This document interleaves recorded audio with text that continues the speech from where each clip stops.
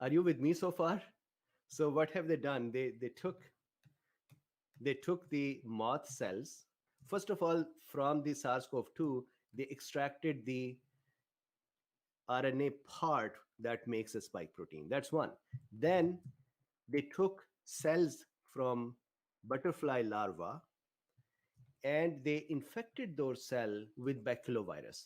But these baculovirus are already prepared by adding in them that spike protein genome in them. So this is a modified baculovirus. This baculovirus, if you see here, is now inserted into the SF9 cells, the moth or butterfly cells, not us, those cells. Do you know that this is very similar to the adenovirus vaccine that was being injected in us? So instead of the vaccine being given to us, imagine the vaccine is now being given to butterfly cells. So what happens when we talk about AstraZeneca or Johnson and Johnson? When the vaccine is given to us, our cells make spike proteins. Here, the virus or the vaccine, in a way, is given to the butterfly cells. So what are these cells going to make?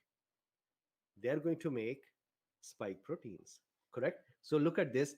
The the virus binds with the butterfly cell, then it gets in there, it releases its DNA.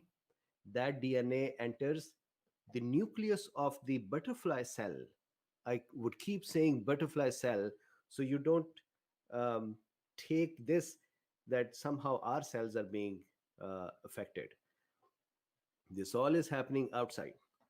Now, this DNA piece here is from the virus, and this little red piece on it is the spike protein genome from SARS-CoV-2.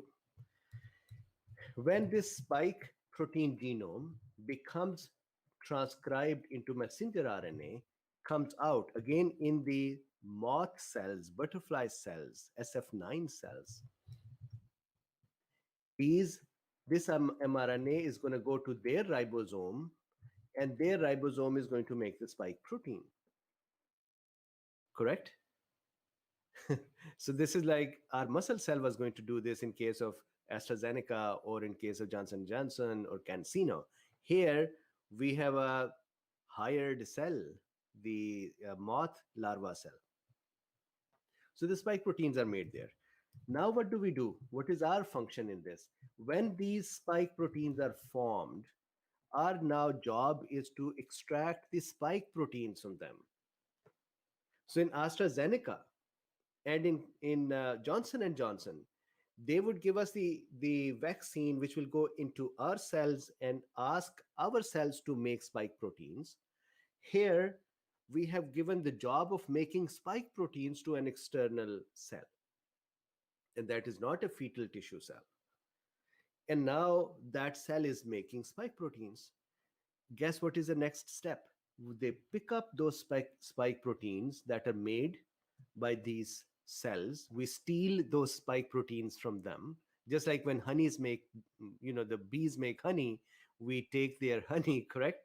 Just like that, the infected cells, moth cells, are going to make spike proteins, and we're going to take the spike proteins. Then we convert those spike proteins. This is another beautiful part of their technology.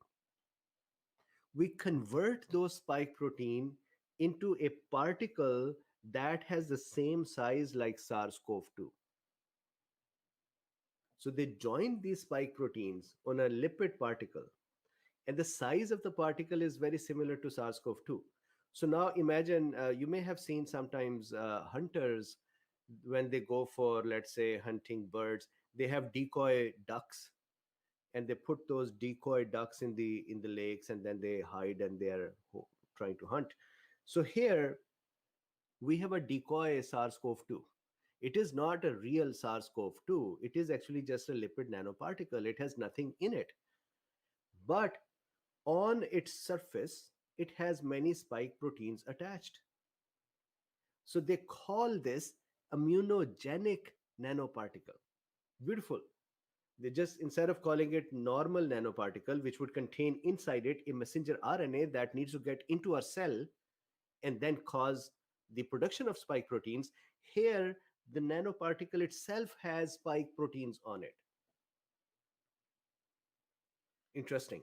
So now the first question I want to answer here, can this nanoparticle bind to our ACE2 receptors and then get into our cells?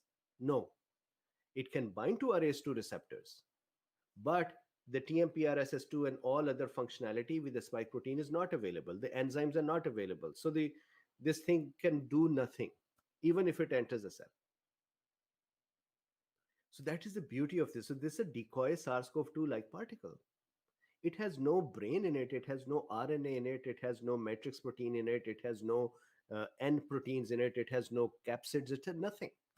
Just a particle with the spikes on it.